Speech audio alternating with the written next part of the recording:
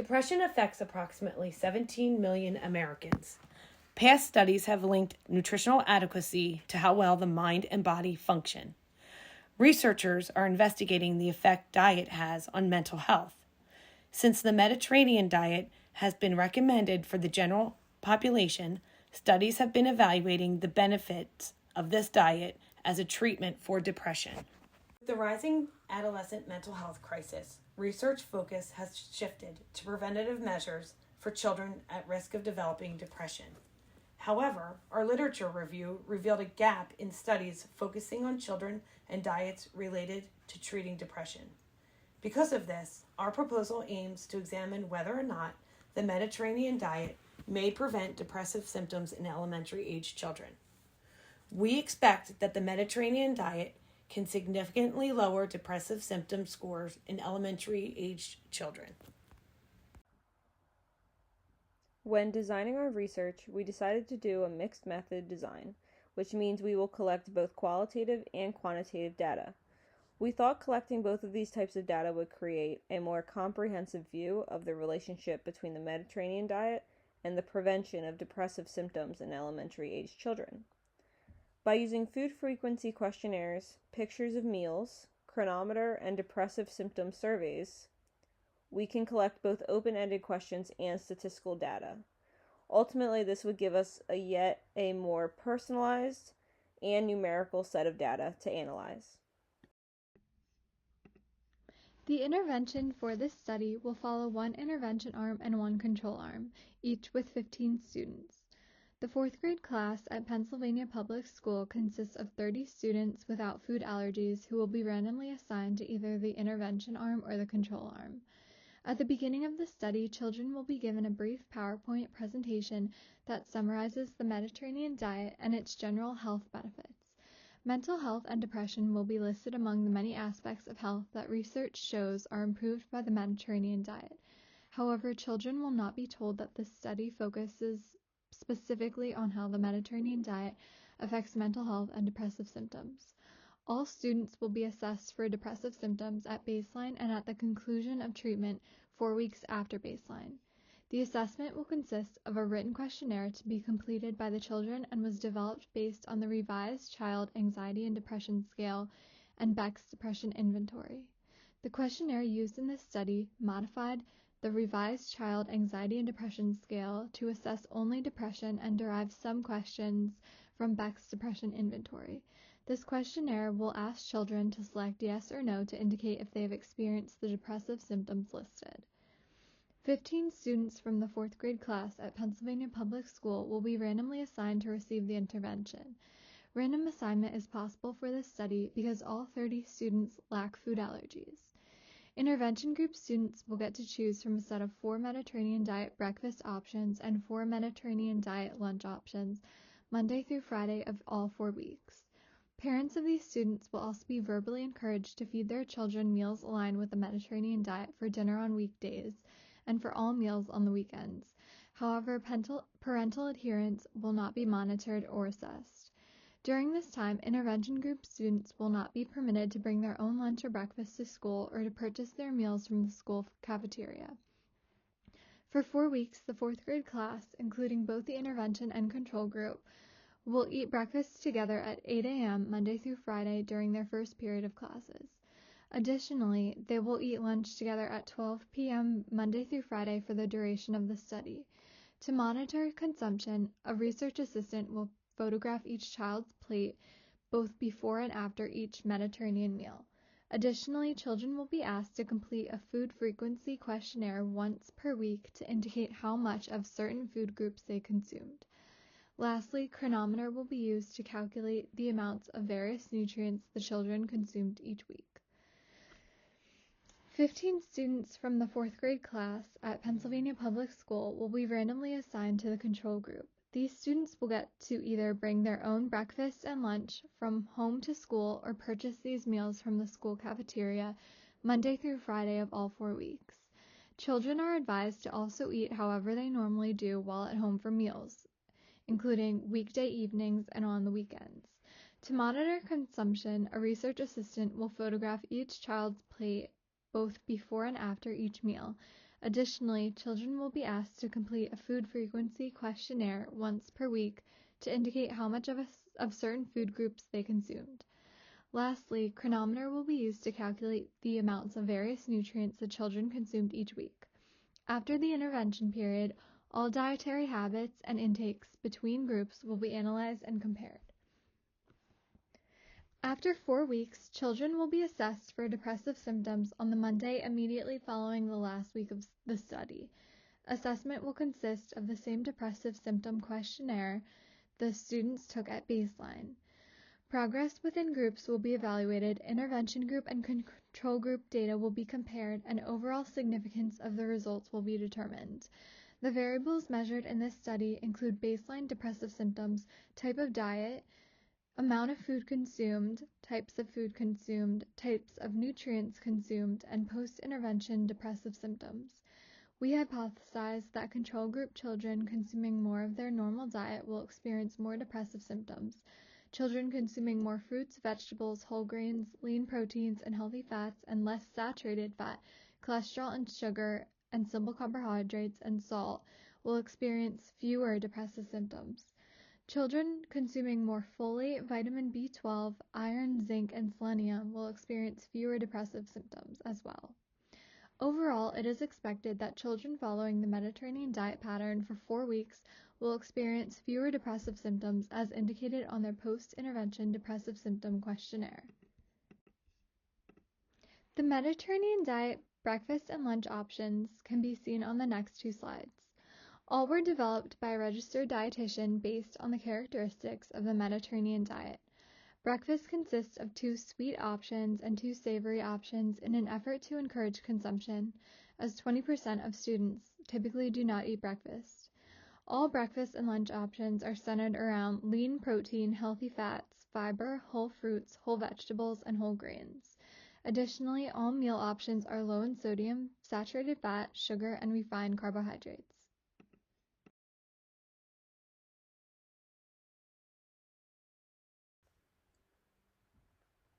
To measure our variables throughout the study, we used food frequency questionnaires, pictures of meals, chronometer, and depressive symptom surveys. First, as you can see at the bottom of the slide, a food frequency questionnaire asks each participant to describe how often they consume a specific type of food over a certain time frame. For our study specifically, we asked each participant how much of each food item they consumed in 1 day, 1 week, and 1 month. In regard to the pictures of meals, we took a picture before and after each participant ate their breakfast and lunch every day. This was to specifically assess their serving sizes and how much food they were actually consuming.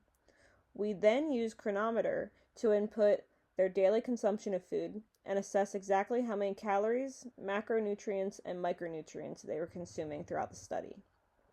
Finally, on the right, you can see a depressive symptom survey that we created, and each participant would fill this out to say if they felt a variety of depressive symptoms throughout the study. Each participant completed the survey before and after the study. Results from each questionnaire at baseline and after 4 weeks will be scored based on the traditional scoring methods for the revised Child Anxiety and Depression Scale. Accordingly, a T-score will be calculated from a raw score, the total score of the scale. The clinical thresholds for the overall score were established using the Depressive Disorders Interview Schedule for the DSM-IV child and parent versions. A T-score of 65 designates a child likely in the top 7% of unreferred children in the 4th grade and is characterized as borderline clinical. A T-score of 70 designates a child in the top 2% of unreferred children in the 4th grade and is characterized as clinical. T-tests will be used for comparing means. ANOVA will be used to identify if diet has a significant impact on depressive symptoms, and regression analysis will be used for understanding relationships between adherence to the Mediterranean diet, consumption of the Mediterranean diet or lack thereof, and risk of depressive symptoms. Finally, graphs will be made to illustrate the relationships between variables. Photo evidence will also be reviewed to determine how much food each intervention subject actually consumed at each meal. Statistical data such as average readings on how often and how much certain foods were consumed and how many times depressive symptoms occurred will also be analyzed. There are a variety of variable relationships we are expecting to occur. As the variables are type of diet, amount of food consumed, types of food consumed, types of nutrients consumed, baseline depressive symptoms, and post-study depressive symptoms, many of these variables could affect one another. First, the type of diet a person consumes will most likely affect the types of foods and nutrients consumed in total. Another possible relationship is between the level of depressive symptoms and which type of diet that participant is consuming. The pictures of each meal eaten at school will also determine how much food each participant is consuming in total. This will inevitably affect how many nutrients and calories that are consumed. Finally, the type of diet a participant is consuming may influence the amount of food in total they are consuming, depending on if the child likes the food or not. Ultimately, all of these relationships between variables will give us our expected results, although we cannot have concrete evidence of what would actually occur. The informed consent process for this study includes requesting both child and parental consent for participation. First, parents will receive a letter in the mail providing an overview of the study but not disclosing the intention of assessing the effect of the Mediterranean diet on depressive symptoms. In the letter, parents will be told that the study is non-invasively assessing the effect of the Mediterranean diet on children's health. Once parental consent is received, children will be asked for their written consent to participate in this study and will be told the same information conveyed to their parents. One main ethical issue in this study includes potentially exposing the fact that some of the fourth grade students experience depressive symptoms. This could impact how both their peers and parents treat them, as not all parents handle childhood depression by seeking professional help for their child. Furthermore, depending on the children and their collective dynamic, a stigma may still exist surrounding those with depression. This puts affected children at risk for bullying and ostracization by their peers. However, results will not be disclosed to any participants in this study or to the children's parents or teachers. Only researchers will have access to the results in order to maintain confidentiality of depressive symptoms and the privacy of the children. Results will only be accessed on the researchers' computers using a password only known to the researchers. Privacy data security will be maintained at all times in this way. All of the participants' answers to surveys, food frequency questionnaires, photographs, and chronometer calculations will only be seen by the researchers. This data will not be shown to parents, other students, teachers, or any school staff. There is no potential risk toward participant physical health during this study, as control group children are asked to eat how they normally eat, and treatment group children are asked to eat a diet known to be nutritious. There are no allergies among the children in the fourth grade class, so allergic reactions are highly unlikely to occur. However, placing emphasis on what the children are eating by photographing their plates and assessing how much and what they ate could potentially put them at risk for developing an eating disorder. This will be controlled by explaining to the children that their food consumption is being measured for the purpose of better understanding the health benefits of the Mediterranean diet. There will be no negative judgment of what or how much the children are eating, and researchers and assistants will maintain a neutral tone and demeanor when assessing the children's food consumption. The research study would necessitate multiple professionals to ensure the subjects had adequate support to complete the study. Parents would be responsible for recording the subject's symptoms and food consumption while at home. The school nurse and counselor would be educated on the study and on site for student support as needed. The teachers would be necessary to assist research assistants in completion of the daily tasks related to the study. School Food Service Department would partner with the research team to design, prepare, and distribute appropriate meals to all study participants. A research assistant conducting the study would be on site to coordinate the program on a daily basis, serve as a resource to school staff to ensure the protocol is followed, and photograph meal consumption using the digital camera. Funding for equipment and additional meals would be requested through a state grant. Reimbursement for student meals would be provided by the Federal National School Lunch Program and the School Breakfast Program. These programs are federally funded and provide meals to eligible students through the No Kid Hungry program. The limitations and bias of this study include 1. Food outside of the school hours was not monitored, and thus adherence to the diet could not be completely tracked. Number 2, students who began receiving concurrent mental health treatment were not able to be identified, and therefore we were not able to distinguish if improvement of symptoms was related to the diet or the treatment or a combination of both. Number 3, this was an open study where subjects knew which group they were assigned, and thus the responses to the questionnaire were subjective. No physiological data was collected to correlate improvement of depressive symptoms. Our study has a variety of valid components that contribute to the validity of the research design. First, our study is a mixed method, which means it will be collecting both qualitative and quantitative data. This type of research design has been seen to create a more in-depth picture of what the research is analyzing. We will also be using a variety of variable measurements that are known as being valid. First, food frequency questionnaires are commonly used in the nutrition field to assess a person's dietary habits. Although they rely on self-reporting and only collect data from a short period of time, they are reliable sources of information. We are also going to be taking pictures of each meal, which is very accurate as it directly shows how much each participant consumes within a meal. Chronometer is also a well-known website that individuals can use to break down their macro and micronutrients.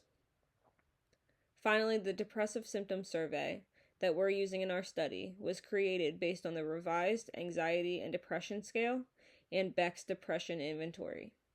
These are both two well-known mental health surveys, and by using them as a baseline, increases our validity and reliability within our study. There are potential implications in future research based on the results of the study.